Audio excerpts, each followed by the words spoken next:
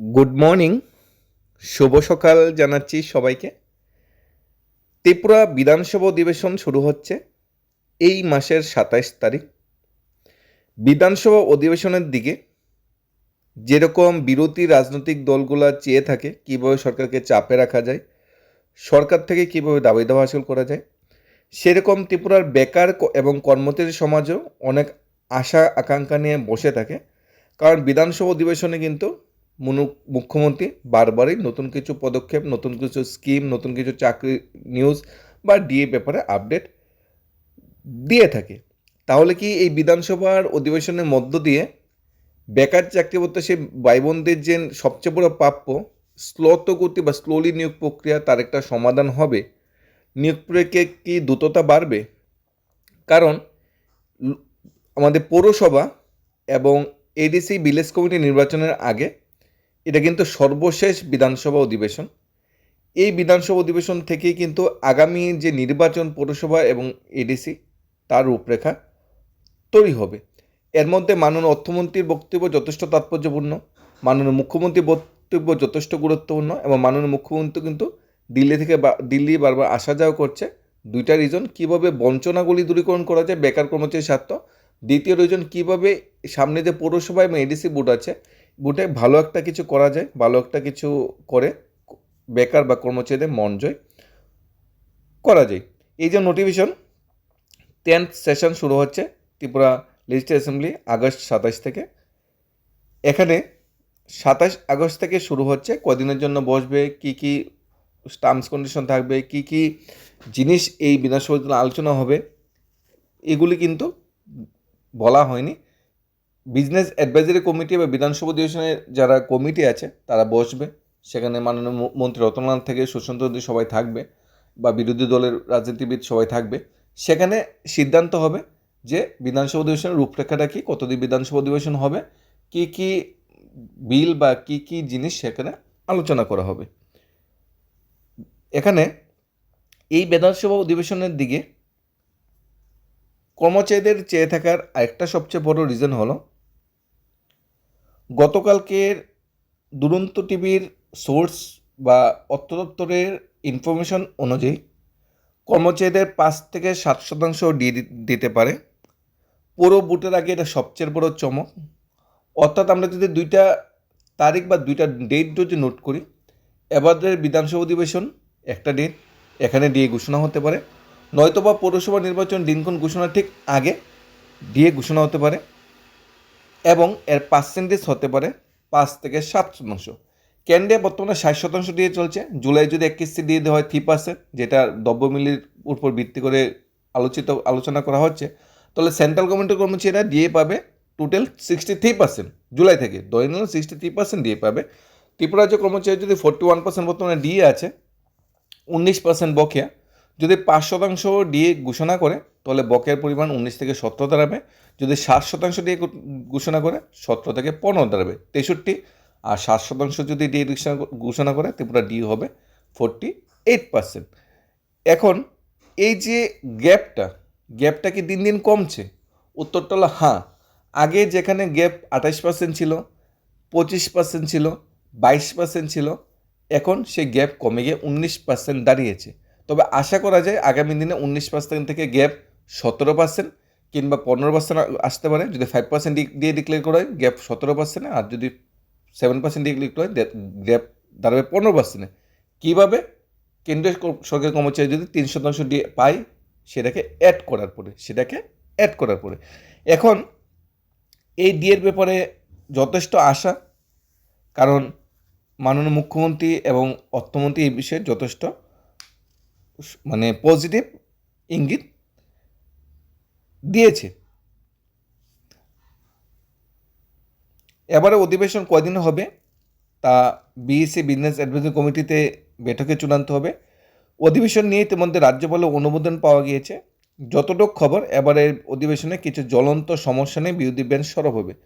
সবচেয়ে বড় যে সমস্যাটা বর্তমান ত্রিপুরা রাজ্যে চলছে বিদ্যুৎ বিল। মাননীয় মন্ত্রীর কথা অনুযায়ী স্মার্ট মিটার চালু হয়েছে 2015 সালের পর থেকে স্মার্ট মিটার ওয়াকড়া চালু হয়েছে। আবার এই মাননীয় মন্ত্রীর কথা অনুযায়ী 2023-24 দিকে স্মার্ট মিটার চালু হয়েছে, যাক, স্মার্ট মিটার আজ চালু হোক কিংবা আগে চালু হোক, সমস্যাটা সৃষ্টি হয়েছে আজকে, সমস্যাটা সৃষ্টি হয়েছে 2026-এ, 2025-এ, 24-এ, 23, 22, 18-তে বা তো সমস্যার সৃষ্টি হয়নি। যেহেতু বর্তমান সময়েই সমস্যাটা সৃষ্টি হয়েছে, বিগত সরকারের সময় সমস্যা সৃষ্টি হয়নি, তো বিগত সরকারকে কোশ্চেন মানে দাঁড় না করিয়ে বর্তমান যে সমস্যা আছে তার একটা সঠিক সমাধান করা দরকার। সেই সব সরকার পক্ষের যে আমাদের নেতা মন্ত্রীরা তখনই বিরোধীকে বারবার কোশ্চেন করে যখন নিজে অসফল হয়।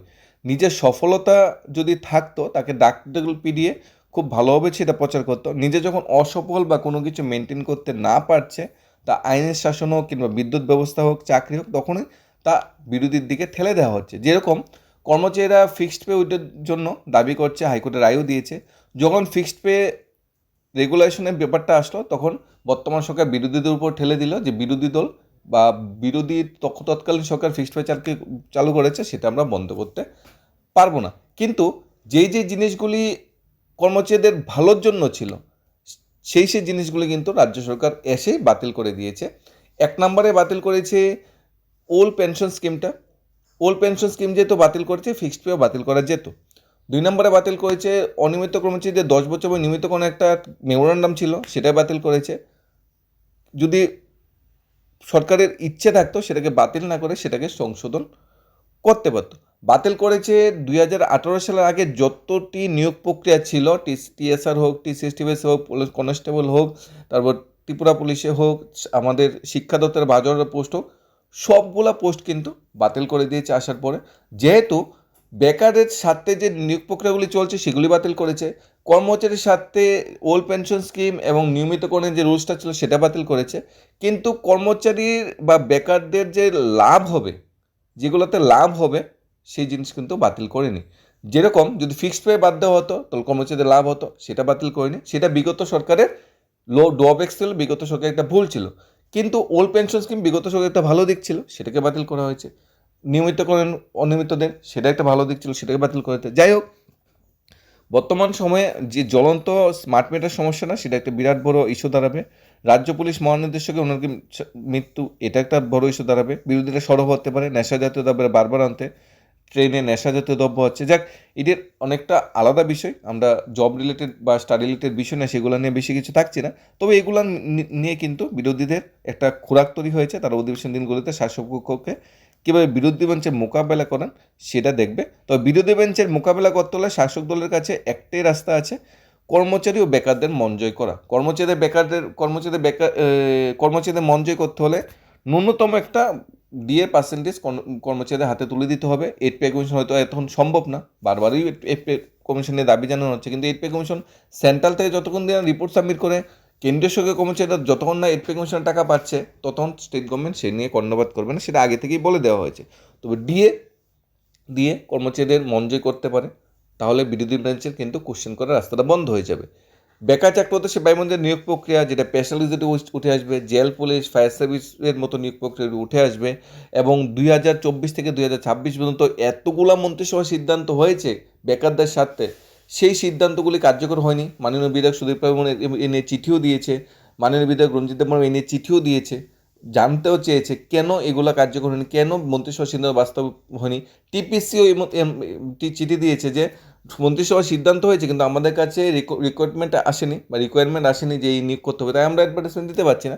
সব কিছু মিলে এই জিনিসগুলি কিন্তু অনেকটা চাপে থাকবে সরকারের জবাব দিয়ে দিতে হবে কেন গত 2-3 বছরে এতগুলো মন্ত্রিসভার সিদ্ধান্ত নেওয়া হয়েছে, যদি সেগুলো বাস্তবে পরিপূর্ণ করার ইচ্ছা সরকারের না থাকতো। সমস্ত কিছু কোশ্চেন করলেই আর্থিক অবস্থা তুলে ধরা হয়।